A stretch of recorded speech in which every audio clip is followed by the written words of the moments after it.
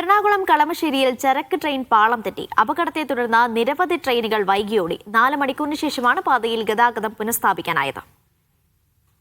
ഉച്ചയ്ക്ക് 2:20 തൃശൂർ ഭാഗത്തേക്ക് പോകുന്ന ചരക്കു ട്രെയിൻ പാളം തെറ്റിയത്. ഷണ്ടിംഗ് നടത്തുന്നതിലെ സാങ്കേതിക തകരാറാണ് അപകട കാരണമെന്നാണ് റെയിൽവേ അധികൃതർ അറിയിച്ചത്.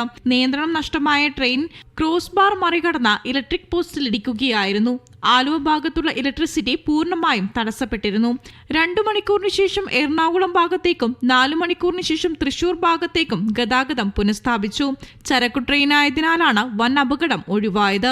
നിരവധി ട്രെയിനുകളാണ് വൈകി ഓടുന്നത്. എറണാകുളം ബംഗളൂരു വന്ദേ ഭാരതും ഗുരുവായൂർ എറണാകുളം പാസഞ്ചറും എർണാട് എക്സ്പ്രസ് ട്രെയിനുകളും സമയം തെറ്റിയാണ് ഓടിയത്. മീഡിയ 1 കൊച്ചി.